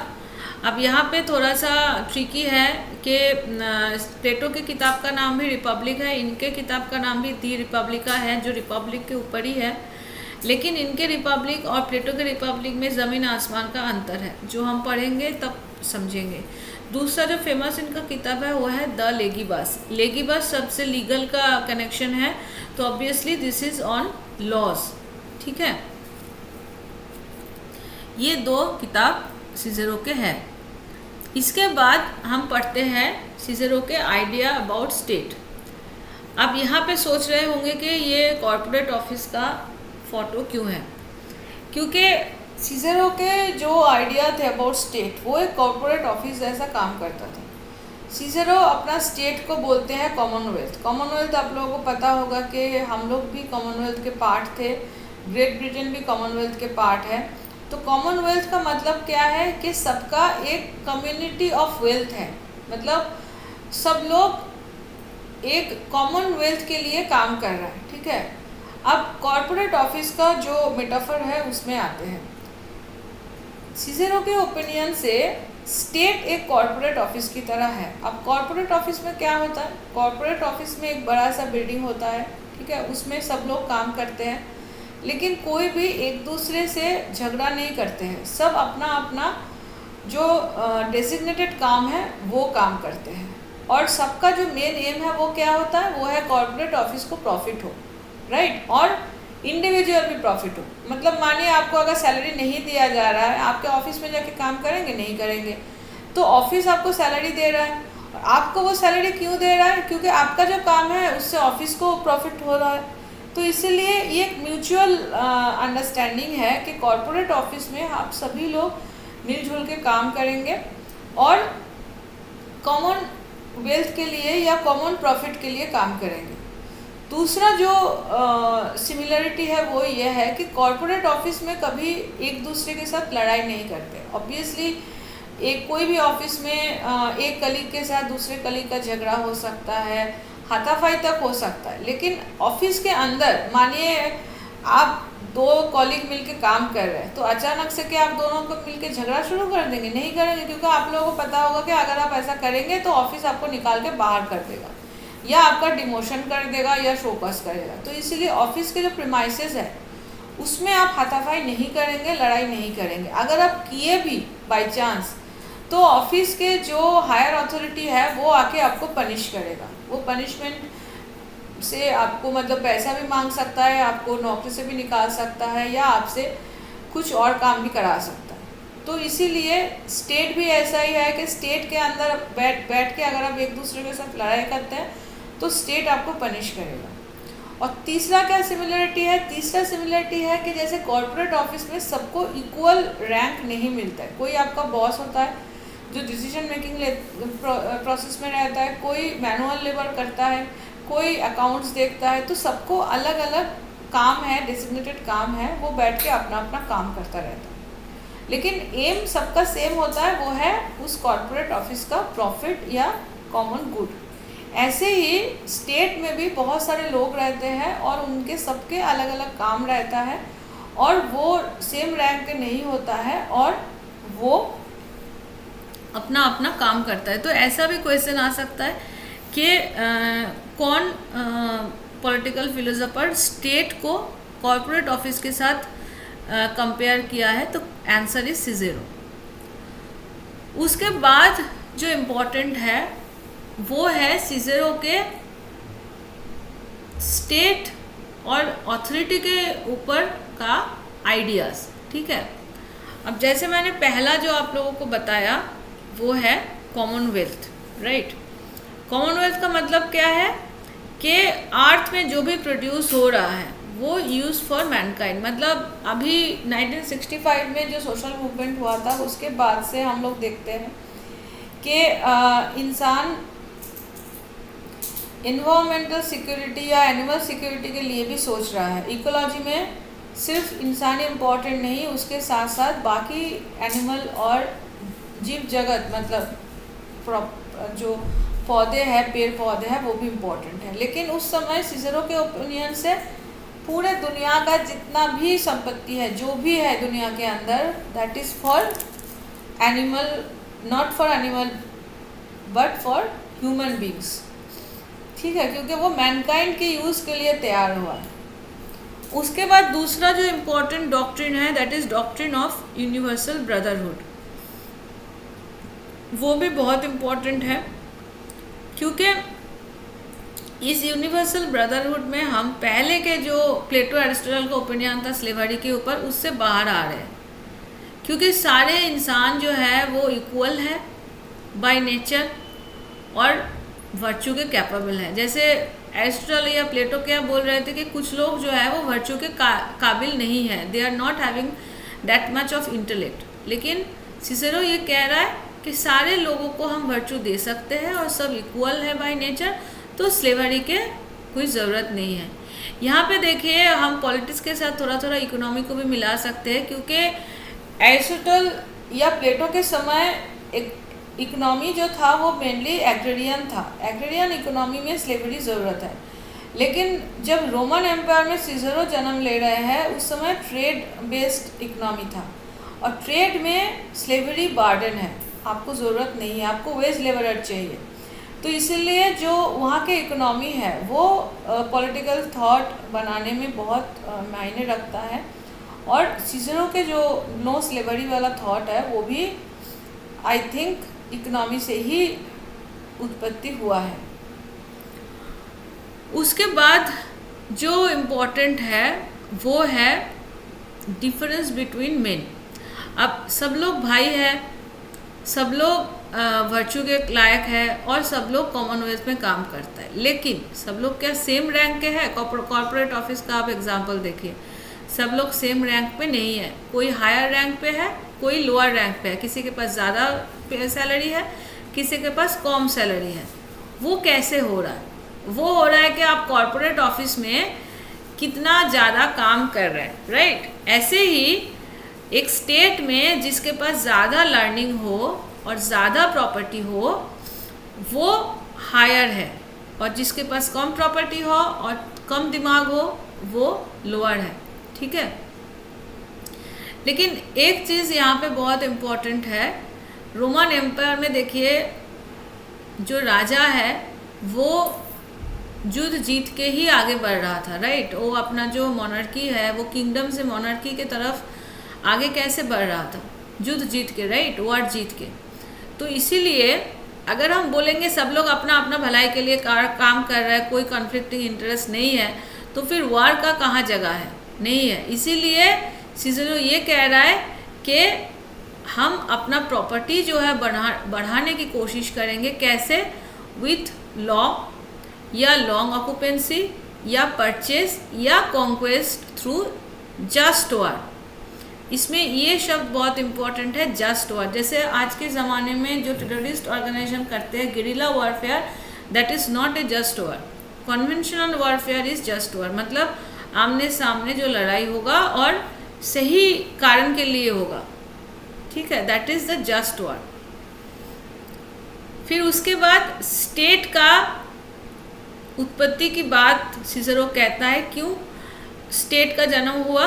To preserve property rights, life and liberty. यहाँ पे आप देखिए ये जो आइडिया है, जो हम बाद में जाके स्टेट के सोशल कॉन्ट्रैक्ट थ्योरी पढ़ेंगे, जो हॉब्स, लॉक और रूसो बोलते हैं, ये इसी से स्टार्ट हो रहा है।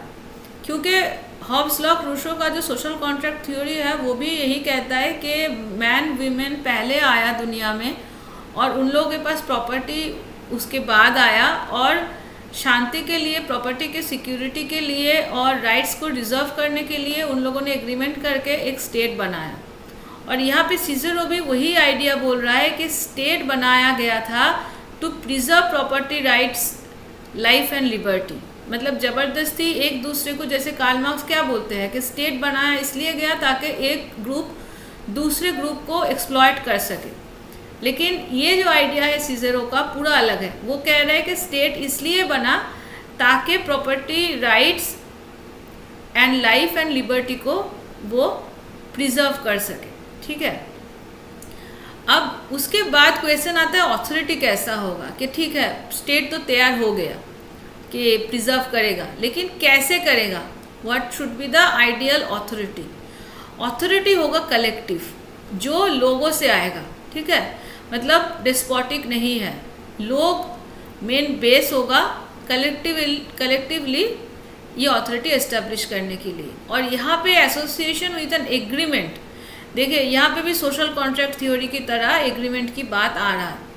Agreement with respect to justice and partnership of the common good, मतलब जो लोग हैं वो एग्रीमेंट करेगा एक एसोसिएशन का, जिससे सबका गुड, मतलब अच्छाई के लिए, भलाई के लिए वो एक पार्टनरशिप स्टेट बनाएगा।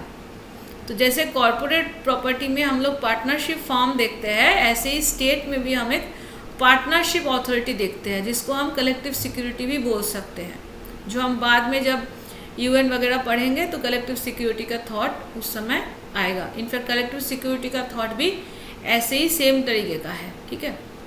अब ये है कि अथॉरिटी तो ठीक है कलेक्टिव हो गया, लेकिन स्टेट का फॉर्म क्या क्या होगा? उन्होंने भी एरिस्टोटल, प्लेटो के तरह 3 तरह का स्टेट बताया है। रॉयल्टी, मतलब जहाँ पे राजा हेड होगा, एरिस्टोक्रेसी जहाँ पे एरिस्टोक्रेटिक ग्रुप या एलिट ग्रुप हेड होगा, या फिर डेमोक्रेसी, मतलब सारे जो सिटीजन हैं वो पॉलिटिकल अथॉरिटी का हकदार होगा। लेकिन ये जो तीनों फॉर्म ऑफ गवर्नमेंट है, यहाँ पे अगर करप्शन आ गया तो फिर इंस्टेबिलिटी आ जाएगा और उसके बाद वो गवर्नमेंट का फॉल हो जाएगा, वो गवर्नमेंट टिक नहीं पाएगा।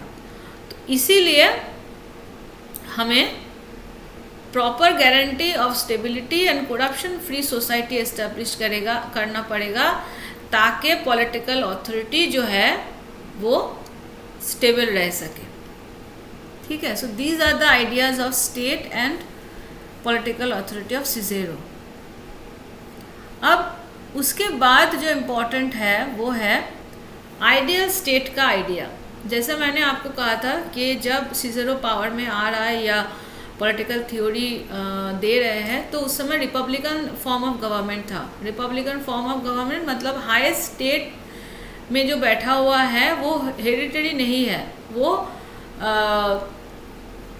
एक के बाद एक, मतलब ऐसे पिता है, पिता के बाद उसके बेटा राजा होगा, ऐसा नहीं। वो अपना जो काबिलियत है वो दिखा के राजा होगा, ठीक है। जैसे अगर आप इंग्लैंड में देखेंगे तो इंग्लैंड में डेमोक्रेसी है लेकिन मोनार्की है, तो रिपब्लिक नहीं है, ठीक है। लेकिन इंडिया में डेमोक्रेसी भी है, रिपब्लिक भी है, क्योंकि जो इंडिया का जो हेड ऑफ द स्टेट है, मतलब प्रेसिडेंट, वो हेरिटेरी नहीं आता है, वो पब्लिक ओपिनियन से आता है, ठीक है।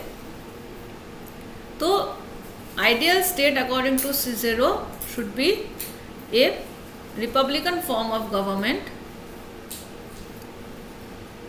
जहाँ पे checks and balance of stability and good of the political system देखा जाएगा। और पब्लिक ऑफिशियल का ड्यूटी क्या होगा? ड्यूटी होगा टू गिव या इंश्योर ईच हिज ड्यू, मतलब जिसको जो देना चाहिए वो दिया जाएगा। That should be the duty of the public official. ठीक है, मतलब किसी को अगर अच्छे काम के लिए पुरस्कार देना है, पुरस्कार दीजिए। अगर जैसे फॉर एग्जांपल आजकल सिक्योरिटी पॉलिसी में ये बहुत carrot and stick policy public administration में भी चलता है कि कैरेट एंड स्टिक पॉलिसी मतलब अगर आप अच्छा काम कर रहे हैं तो आपको कैरेट मतलब गाजर दिया जाएगा, मतलब कुछ इनाम दिया जाएगा, और अगर आप बुरा काम कर रहे हैं तो आपको स्टिक से मारा जाएगा। तो आजकल के जो एंटी स्टेट एक्टिविस्ट है उसके लिए Indian government carrot and stick policy ले रहा है। दैट मीन्स कि अगर आप अच्छा काम करेंगे तो स्टेट आपको सराहा रहा है और आपको कुछ इनाम दे रहा है, और अगर आप बुरा काम कर रहे हैं तो आपके ऊपर बहुत ख़राब पनिशमेंट दिया जा रहा है। तो ये जो है ये according to Cicero is the best duty of public official to ensure his due, मतलब अगर अच्छा काम करोगे तो अच्छा ड्यू मिलेगा, अगर बुरा काम करोगे तो वो भी मिलेगा।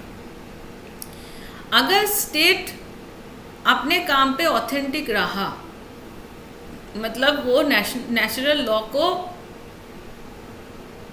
माना, तो फिर वो स्टेट भगवान के अनुसार एक अच्छा स्टेट की तरह माना जाएगा और आइडियल स्टेट की तरह माना जाएगा। मतलब वहाँ पे सारे लोग खुशहाल रहेंगे और स्टेट जो है वो सक्सेसफुल रहेगा। ठीक है, अब यहाँ पे आता है लॉ की बात। जैसे मैंने आपको कहा कि सिज़रो ने 2 किताब लिखा था, एक रिपब्लिक के ऊपर जो अभी तक हम लोगों ने पढ़ा, और एक लॉ के ऊपर। तो लॉ के बारे में जो सिज़रो ने कहा था वो था नेचुरल लॉ। ठीक है, अगर लॉ के कोई स्टूडेंट है वो सिज़रो के बातों से ही अपना लॉ का जो बेसिक प्रिंसिपल है वो पढ़ना शुरू करता है, क्योंकि नेचुरल लॉ के ऊपर सबसे पहले सिज़रो ने कहा था। और ये नेचुरल लॉ बहुत इम्पॉर्टेंट है क्योंकि हम लोग देखते हैं कि जो मिडिएवल टाइम है वहाँ से नेचुरल लॉ के बारे में सब लोग बोलना शुरू कर रहे हैं, और डिवाइन थ्योरी ऑफ किंगशिप भी नेचुरल लॉ के ऊपर ही बेस्ड है। ठीक है, तो नेचुरल लॉ का मतलब क्या है कि राष्ट्र हो या लॉ हो, सब भगवान के ऊपर बेस्ड है, मतलब सब कुछ भगवान चला रहा है। क्योंकि हम लोग जो नेचर के अंदर है उसके बाहर नहीं जा सकते, नेचर को हम लोग बहुत ज़्यादा रीज़न से इलाबोरेट नहीं कर सकते, और हम लोग नेचर के दास है। तो इसीलिए नेचुरल लॉ जो है that is the ideal law for ruling the people. Raymond Gettell 1910 में एक किताब लिखा था इंट्रोडक्शन टू पॉलिटिकल साइंस। वहाँ पे सिज़रो के नेचुरल लॉ को 4 शब्द से विश्लेषण किया है। एक है राइट, दूसरा है रीज़न, तीसरा है यूनिवर्सल, चौथा है इटर्नल। राइट मतलब क्या है? सही, मतलब natural law should be right one. मानिए कुछ चीज़ गलत हो रहा है लेकिन आपके रिश्तेदार कर रहे हैं या कोई समाज के बड़े लोग कर रहे हैं तो वो राइट नहीं हो जाएगा। So what is right, that is right. ठीक है, रीज़न क्या है कि मतलब जो नेचुरल लॉ है वो इलॉजिकल नहीं हो सकता। मानिए कभी कभी हम लोगों को लगता है कि कोई चीज़ है जो मतलब रीज़न के अनुसार ही हो रहा है, तो लेकिन वो हम मन से मान नहीं सकते। लॉजिक तो कुछ कह रहा है, दिमाग कुछ और कर रहा है और ब्रेन कुछ और कह रहा है, लेकिन नेचुरल लॉ हमेशा रीज़न को अहमियत देगा, प्रेफरेंस देगा। यूनिवर्सल का मतलब क्या है? यूनिवर्सल का मतलब है पूरे दुनिया में एक ही जैसा रहेगा। तो इसीलिए सिज़रो ने ये कहा था कि जैसे रोम में एक तरह का लॉ, दूसरे जगह पे दूसरे तरह का लॉ, ऐसा नहीं चलेगा। पूरे वर्ल्ड में एक ही तरह का लॉ चलता है, और रोमन एम्पायर का पूरे दुनिया भर में जो अथॉरिटी था वो भी इस यूनिवर्सल शब्द के साथ सीज़रो एक्सप्रेस कर दिया है। और इटर्नल का मतलब क्या है कि मानिए हम लोग जैसे इंडियन कॉन्स्टिट्यूशन को बार बार अमेंड करते हैं, चेंज करते हैं, तो सीज़रो के अनुसार नहीं हो सकता। एक लॉ जो है वो बन गया तो वो हमेशा चलेगा। जैसे नेचर के जो लॉ है वो इटर्नल है, ऐसे ही स्टेट के जो लॉ है वो इटर्नल बनेगा, ठीक है। और यूनिवर्सल, वो तो मैंने जैसे बताया कि सब जगह पे सेम ही लॉ चलेगा। ऐसा नहीं कि रोम में एक तरह का लॉ, दूसरे कंट्री में दूसरे तरह का लॉ, सब कुछ एक जैसा होगा। और ये सब चीज़ें जो है उन्होंने अपने किताब दी रिपब्लिका में भी बताया है और दी लेगिबस में भी बताया है। और उनके हिसाब से स्पीच सबसे इम्पोर्टेंट है, क्योंकि स्पीच हमको बार्बरिज्म से सैवेजरी की तरफ ले जाता है। मतलब हम लोग अगर एनिमल नहीं है, हम लोग अगर अनसिविलाइज्ड नहीं है, सिविलाइज्ड है, तो ये इसी से पता चलता है कि हम लोग बात करते हैं, ठीक है। अब उसके बाद जो इम्पोर्टेंट है वो है इम्पोर्टेंस ऑफ नेचुरल लॉ। जैसा मैंने कहा कि सीज़रो के लॉ के जो थ्योरी है वो बहुत इम्पोर्टेंट है, और उसी को लॉ के स्टूडेंट्स बहुत इम्पोर्टेंस दे के पढ़ते हैं जब वो लॉ पढ़ना स्टार्ट करते हैं, क्योंकि लॉ को एक कॉन्क्रीट तरीके से सीज़रो ने ही बताया था। तो लॉ के आइडियल डेफिनेशन क्या है? According to Cicero, true law is right reason in agreement with nature. मतलब जो सही लॉ होगा वो क्या होगा? उसमें सही रीज़न होगा और उसमें नेचुरल लॉ भी रहेगा। That means law is equal to right reason plus nature. मानिए रीज़न राइट क्यों बताया? क्योंकि कभी कभी हम गलत रीज़न भी देते हैं, ठीक है। जैसे फॉर एग्जांपल मानिए हम रास्ते के ऐसे तरफ से जा रहे हैं जिस तरफ से ट्रैफिक लॉ के अनुसार नहीं जाना चाहिए। आपको पूछा गया आप क्यों ऐसे कर रहे हैं, तो आपने कहा कि इस तरफ से गार्डन बहुत अच्छे से दिख रहा है, पेड़ पौधे बहुत अच्छे से दिख रहा है, उस तरफ बहुत धूल है, तो हम इसलिए इस तरफ से जा रहे हैं। ये जो रीज़न है, ये जो लॉजिक है, ये क्या राइट है? क्योंकि ये अगर आप करेंगे तो आपको तो आराम से दूसरी तरफ से गाड़ी आके ठोक देगा, तो this is not a right reason. तो इसीलिए जब आप पॉलिटिकल अथॉरिटी हो तो आपको रीज़न कौन सा राइट है कौन सा रॉन्ग है वो भी समझना पड़ेगा। सारे रीज़न ही राइट नहीं हो सकता, ठीक है। तो राइट रीज़न और नेचुरल लॉ, ये दोनों मिला के ट्रू लॉ बनता है, ठीक है। अब रीज़न को उन्होंने 4 मेन फंक्शन में डिवाइड किया है। ये बहुत इम्पॉर्टेंट है क्योंकि इसके अनुसार ही हम समझ पाते हैं कि रीज़न कैसे एक इंसान के अंदर सही जजमेंट देने के लिए खुद को तैयार करता है। तो पहला क्या है? पहला ये है कि एक्सटर्नल जो ऑब्जेक्ट के अंदर जो डोमिनो इफेक्ट है वो समझ पाए, ठीक है। जैसे फॉर एग्जांपल आप लोगों ने शायद इंटरनेशनल रिलेशंस में डोमिनो इफेक्ट पढ़ा है। डोमिनो इफेक्ट में क्या होता है? जैसे मानिए 10 साइकिल है, ठीक है, एक के बाद एक दूसरे के ऊपर बेंड करके खड़ा हुआ है। आप 10th नंबर साइकिल पे अगर थोड़ा सा धक्का लगाएंगे तो एक एक करके 10 साइकिल गिर जाएगा, ठीक है।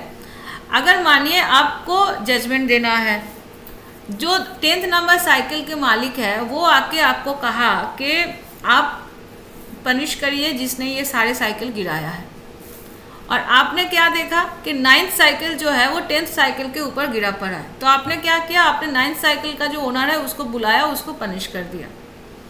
तो आप क्या सही रीज़न दिखाया? आप क्या सही जजमेंट दिया? नहीं दिया। क्यों?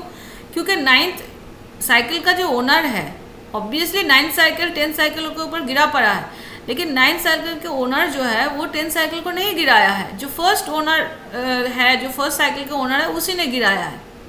तो अगर आप इमीडिएट रीज़न को देखते हैं तो आप एक्चुअली गलत जजमेंट देते हैं। जैसे for example first world war जब शुरू हुआ था तो जो इमीडिएट रीज़न था वो अलग था, लेकिन इमीडिएट रीज़न का जो एक बहुत बड़ा डोमिनो इफेक्ट था, उसी के वजह से फर्स्ट वर्ल्ड वॉर शुरू हुआ और सारे जो विश्व के बड़े बड़े पावर थे वो जुड़ गए थे युद्ध करने में। तो इसलिए डोमिनो इफेक्ट समझना बहुत इम्पोर्टेंट है। सेकेंड जो है वो है कि सही नॉलेज और वर्ल्ड के अंडरस्टैंडिंग को समझ पाना। ठीक है, जैसे फॉर एग्जांपल मानिए आप रास्ते से जा रहे हैं, ठीक है, और आपके सर पे ऊपर पेड़ से एक बहुत बड़ा नारियल गिरा और आपके सर पे बहुत ज़्यादा चोट लग गया। ठीक है, आप देखें कि उस नारियल के पेड़ के बगल में उसका जो एक बहुत ही दुबला पतला उसका ओनर खड़ा हुआ है। आपने क्या किया, आपने उसको जाके मारना शुरू किया। क्यों? आपने कहा तेरा नारियल का पेड़ है, ज़रूर तूने उसको धक्का दिया होगा, इसीलिए मेरे सर पे नारियल गिर गया। ठीक है, आपको ये पता ही नहीं है कि उस पेड़ में नारियल जो लटकता है कितना तेज़ी से लटकता है, और एक आम दुबला पतला इंसान कभी भी ऐसे पेड़ को धक्का देके उस नारियल को गिरा नहीं सकता। तो वो जो नारियल गिरा है वो नेचुरल प्रोसेस से गिरा हुआ है। ठीक है, तो आपको अगर ये मिनिमम अंडरस्टैंडिंग नहीं है तो आप क्या करेंगे, आप जाके उस नारियल के पेड़ के ओनर को जाके पनिश कर देंगे। राइट, ये क्या सही जजमेंट होगा? नहीं होगा। तो सेकेंड जो रीज़न है वो है knowledge. That is very very important. अगर आपके पास ये नॉलेज होगा कि नारियल कितना अच्छे से पेड़ से लटकता है और एक दुबला पतला इंसान उसको नहीं फेंक सकता, तो ही आप समझ पाएंगे कि पनिशमेंट के हकदार वो नहीं है। तीसरा क्या है? बिहेवियर। ये बहुत इम्पोर्टेंट है। जो आपको पैशन नामक जो स्लेव है उसके हाथ से बाहर निकालता है। जैसे हम भारतीय शास्त्र में बोलते हैं शररिपु, हमारे 6 सेंस है जो हमको स्लेव बनाता है, दास बनाता है। जैसे काम हो गया, क्रोध हो गया, लालसा हो गया, ऐसे। अब जैसे फॉर एग्जांपल मानिए आप जज बन के बैठे हैं एक कोर्ट में। ठीक है, एक चोर आया, पुलिस उसको पकड़ के ले आया। आप चोर को देख के ही समझ गए कि आपके बीवी के साथ इस चोर का कोई संबंध था या पुराना उसका फ्रेंड था, ऐसा कुछ था। तो आपको बहुत क्रोध आया या फिर आपको लगा कि ये अच्छा मौका है इससे बदला लेने का। तो आपने क्या किया, शायद चोर का सही से आपने जजमेंट भी नहीं किया और आपने उसको बहुत बड़ा एक पनिशमेंट दे दिया। तो आपने क्या हुआ, एक्चुअली आप अपने पैशन के स्लेव बन गए और आपने सही जजमेंट नहीं दिया। तो इसीलिए अपना जो बिहेवियर है वो आपको बहुत अच्छी तरीके से समझना पड़ेगा, रीज़न को अहमियत देके, तभी आप जाके सही जजमेंट दे सकते हैं। और जो लास्ट है वो है इवेंट्स।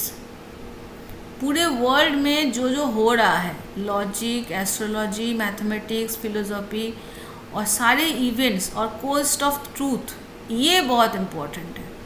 सच मानिए आप अगर इंडियन कोर्ट्स में देखेंगे तो ऐसे बहुत सारे केसेस हैं जो पहले 2-3 सुनवाई के बाद ही उसका वर्डिक्ट आ जाना चाहिए था, लेकिन ऐसा होता नहीं है। 20 साल 25 साल तक चलता रहता है।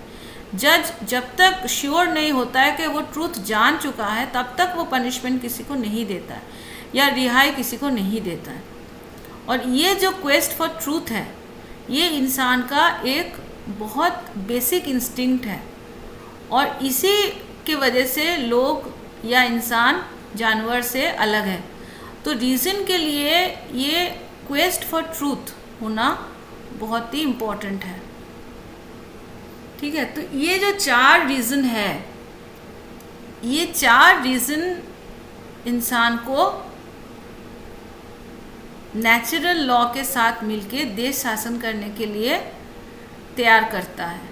और जैसा मैंने कहा कि सिज़रो ये कहते हैं कि ये 4 जो रीज़न है ये मिला के जो यूनिवर्सल लॉ बनता है ये पूरे यूनिवर्स के लिए है। तो इसलिए रोम या एथेंस में या दूसरे जगह पे या आज है या कल है कोई और लॉ, ऐसा नहीं। This is universal and this is eternal, ये हमेशा ही रहेगा। और अगर आप नेचुरल लॉ का वायलेशन किए तो आप जस्टिस का वायलेशन किए। तो इसीलिए हमेशा नेचुरल लॉ को सबसे ऊपर रखना पड़ेगा।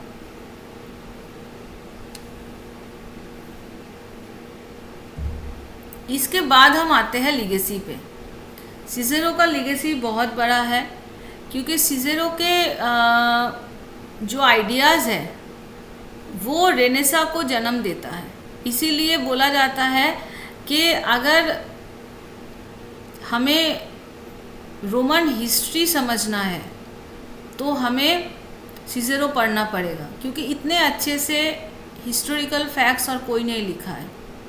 वॉल्टेयर जो बहुत फेमस एक फ्रेंच हिस्टोरियन है, उन्होंने ये कहा है कि रोमन फिलोसोफर में से सबसे ज़्यादा एलिगेंट है और ग्रेटेस्ट है सिज़ेरो। तो रोमन फिलोसफी अगर हमें समझना है तो हमें सिज़ेरो पढ़ना पड़ेगा। वो इवन बोलते भी बहुत अच्छे थे, इसीलिए अगर लैटिन प्रोज अगर समझना है, क्योंकि वो पॉलिटिकल लीडर थे तो उनको बहुत पब्लिक स्पीच देना पड़ता था, तो इसीलिए वो बोलते भी बहुत अच्छे थे। और इसीलिए लैटिन प्रोज अगर हमें सीखना है तो उसके लिए भी हमें सिज़ेरो पढ़ना पड़ेगा। और जैसा मैंने कहा कि Renaissance actually revival of Cicero है, ये बताया जाता है। मतलब जब यूरोप में इंडस्ट्रियल रेवोल्यूशन के बाद पुनर्जागरण या रेनेसा हो रहा है, तो एक्चुअली वो स्टार्ट हो रहा है सिज़ेरो के थॉट से, क्योंकि जैसे सोशल कॉन्ट्रैक्ट थ्योरी या फिर यूनिवर्सल लॉ, ये सारी चीज़ें जो है सिज़ेरो ही कह रहा है। और बहुत सारे जो एनलाइटनमेंट थिंकर्स और पॉलिटिकल थ्योरिस्ट है, जैसे John Locke, David Hume, Edward बाक या इरस्मास, मार्टिन लूथर और गिबन और मॉन्टेस्क्यू, वॉल्टेयर, ये सबको सिज़ेरो अपने ओपिनियन से इंस्पायर किए थे। इवन जो अमेरिका के या यूनाइटेड स्टेट्स के फाउंडिंग फादर्स थे, जैसे जॉन एडम थॉमस, जेफरसन, ये लोग भी सिज़ेरो के आइडिया से अनुप्राणित हुए थे। जो पहला रिपब्लिकन कॉन्स्टिट्यूशन बना था अमेरिका में, उसमें सिज़ेरो के ideas of law, ideas of state, सब आइडियाज़ ऑफ पॉलिटिकल अथॉरिटी, ये सब रिफ्लेक्टेड हुआ था। इवन फ्रेंच रेवोल्यूशनरी भी सिज़ेरो के ओपिनियन से इंस्पायर्ड हुए थे। इसीलिए जिम पावेल बोलते हैं कि Cicero expect principles that became the bedrock of liberty in the modern world. लेकिन क्रिटिसाइज भी कुछ लोग करते हैं, जैसे फ्रेडरिक एंगल्स बोलते हैं कि वो एक स्काउंडल ऑफ हिस्ट्री है, मतलब हिस्ट्री को उन्होंने डिस्टॉर्ट किया। जैसे एक तरफ बोला जाता है कि हिस्ट्री पढ़ने के लिए सिज़ेरो पढ़ना मस्ट है, दूसरी तरफ एंगल्स बोल रहे हैं कि वो हिस्ट्री को डिस्टॉर्ट कर रहा है। फिर कुछ लोग बोलते हैं कि वो जो लिखते हैं वो ऐसे है नहीं, वो एक हिपोक्रिटिकल, एक पराजित इंसान थे और इसीलिए बहुत बड़े बड़े बातें उन्होंने लिख के गए, लेकिन एक्चुअल लाइफ में वो ज़ीरो थे। लेकिन एक बात तो है कि एथिक्स, जूरिस्प्रूडेंस एंड पॉलिटिक्स, ये तीनों मिला के जो हिस्ट्री ऑफ पॉलिटिकल थ्योरी है, उसमें हम सिज़ेरो के जो कंट्रीब्यूशन है उसको छोड़ नहीं सकते। जूरिस्प्रूडेंस मतलब द प्रूडेंस, मतलब special power of judgement. Ethics मतलब मॉरल आइडियाज़, और पॉलिटिक्स मतलब पॉलिसी ऑफ स्टेट क्राफ्ट। तो ये इसको अगर हम समझना चाहते हैं तो सिज़ेरो के बिना ये नहीं हो सकता। तो ऐसे हम तीन जो फेमस थिंकर है, सिज़ेरो और उसके पहले एरिस्टोटल और प्लेटो, वो समझने की कोशिश किए। आई होप आप लोगों को अच्छा लगा होगा। आगे हम और भी पॉलिटिकल थिंकर्स का ओपिनियन और आइडियोलॉजी आप लोग